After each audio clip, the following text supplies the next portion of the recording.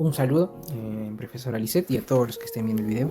En esta oportunidad, mi persona y mi compañera Andrés Milagros Farfán vamos a hablarles sobre una pieza dentaria muy importante que pues no solo va a tener una función que va a ayudar en la masticación, sino también que va a ser muy importante en el tema de la armonía de la arcada dentaria. Pues en este caso le estamos hablando de la primera premolar, en este caso superior, y específicamente de que va a ser la pieza 1.4 y que también podemos encontrarla como la 2.4 del cuadrante 2, ¿no? En el lado izquierdo. Bien, vayámonos por las generalidades de esta pieza dentaria, que va a ser muy importante. Pues a primera vista podemos ver que va a tener una similitud con el canino, ¿no? Esta pieza dentaria va a estar ubicada entre el canino y la segunda premolar. Esta va a presentar dos cúspides en su corona, que va a ser una vestibular y una palatina. Esta va a erupcionar entre los 10 y 11 años, y es muy importante resaltar que esta solo se va a presentar en la dentición pues permanente, más no en la deciduo.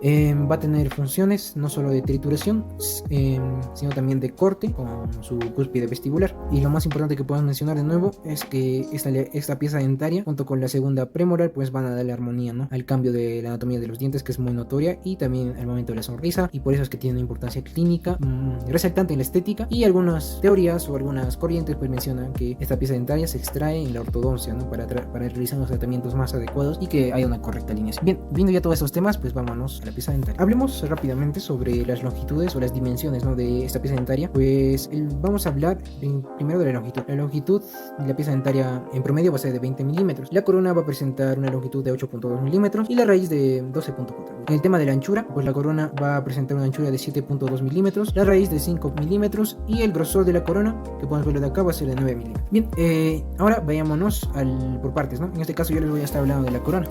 Podemos ver que esta va a tener una forma trapezoidal desde una vista bucal. Aquí la podemos ver. O también va a asemejarse a una forma pentagonal, ¿no?, que no va a tener obviamente unos ángulos bien marcados. En general la corona va a tener una forma cuboidal, hablando desde las tres dimensiones. Va a presentar dos cúspides, una cúspide vestibular, que esta va a ser la más pronunciada y la más grande, y otra que va a ser la palatina, que obviamente va a ser la menos pronunciada y la más pequeña. Va a presentar un surco fundamental que va a ser muy importante, el cual va a dividir pues las dos cúspides, y luego vamos a ver la presencia de fosetas que van a salir de este surco, los cuales van a ser más profundas, donde se puede acumular o donde puede empezar, ¿no?, la caries con la acumulación de restos de alimentos. Luego el ángulo de las cúspides o formada entre las cúspides, que va a ser muy importante en el tema o en la función de la masticación. Bien, siguiendo, hablaremos de la cara vestibular. Primero, una forma pentagonal, en este caso va a ser invertida, y pues en el tema de la estructura, esta vamos a ver que va a presentar pues varios ángulos. En este caso va a ser 5 ángulos por la forma que tiene. Vamos a ver también la presencia de líneas de crecimiento y también de la cúspide, ¿no? Vayámonos directamente ahora en los perfiles. Primero vamos al perfil oclusal, que este va a presentar pues un ángulo lineal vestibulo-oclusal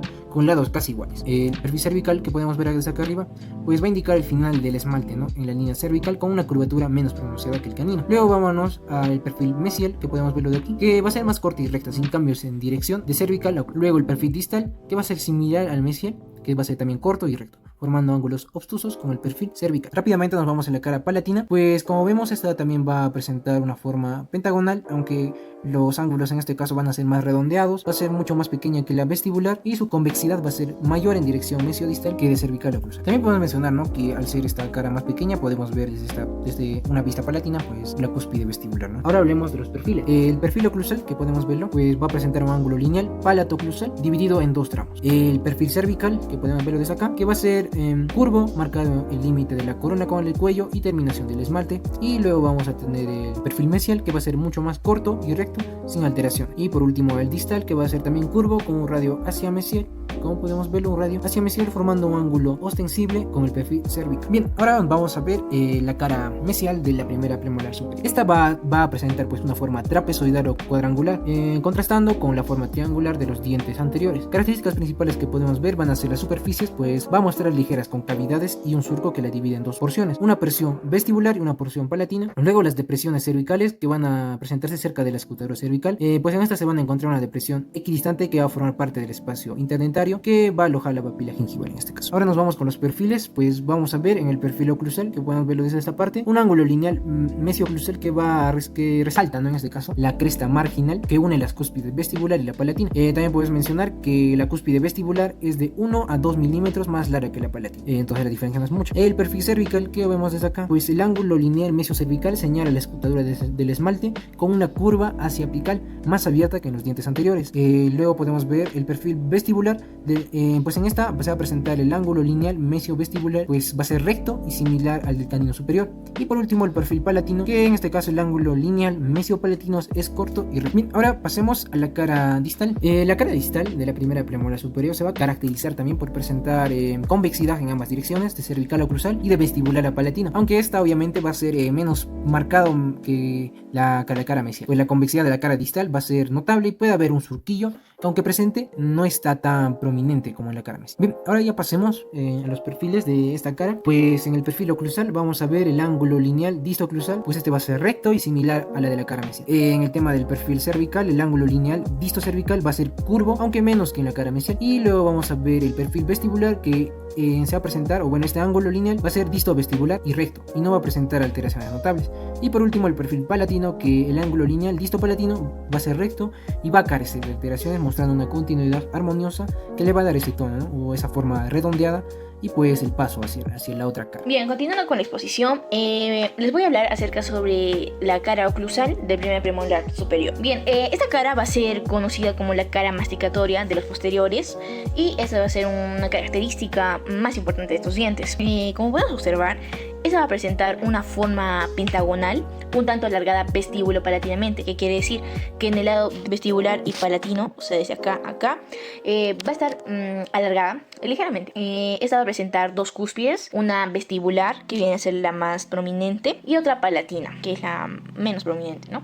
Estas van a estar separadas por un surco fundamental, que viene a ser una profunda depresión mesiodistal. Un lóbulo va a formar a la cúspide palatina. Como podemos observar, la cúspide vestibular va a ser más prominente, más voluminosa que la cúspide palatina. Bien, sobre los surcos secundarios vamos a ver que existen en los extremos mesial y distal del surco fundamental. Estos van a partir del surco fundamental. Y en cierto modo van a continuar unos con los otros, y estos van a llegar a limitar las cúspides. Bien, acerca sobre las cúspides, la cúspide vestibular puede compararse con una pirámide cuadrangular, y la cúspide palatina más bien es más uniforme y se va a llegar a comparar como la forma de un cono. Vamos a encontrar que va a tener fosetas. Una de las más importantes va a ser la foseta triangular, va a presentar mesial y distal. La foseta triangular mesial va a tener tres vertientes, o sea, que van a delimitar el triángulo, ¿no? Y esta va a delimitar por dos planos inclinados mesiales, por eso tiene el nombre mesial, de las cúspides vestibular y lingual, y estas van a concurrir hacia el extremo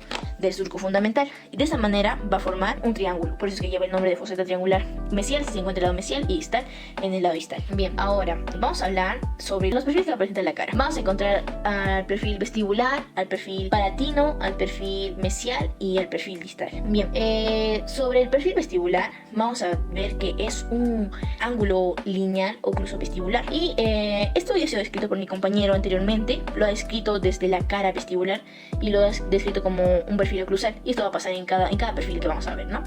Esta va a tener la silueta en forma curva hacia el lingual, y el perfil lingual va a tener un contorno que es curvo y se va a ir hacia vestibular, y vamos a ver que el perfil palatino viene a ser más corto que el perfil vestibular. El perfil mesial es recto, como podemos observar, y en la mitad de su recorrido está señalado por una ranura, y esa viene a ser la proyección del surco fundamental, y esta va a llegar y se continúa hasta la superficie mesial. De la misma manera el perfil distal, solamente que a veces está señalado por la ranura a la mitad de su recorrido. Bien, continuando, vamos a hablar sobre el cuello del primer premolar superior. Vamos a ver que este se va a localizar en el contorno cervical. Vamos a verlo acá, en el contorno cervical, y a cuyo nivel se va a hacer pasar el plano virtual que forma la sexta cara de cubo. Eso es muy importante también para el momento de tallado, y esta circunda la corona con menos ondulaciones o festones que en los dientes anteriores, como vimos, el incisivo central, el incisivo lateral, el canino, y va a presentar una pequeña escotadura,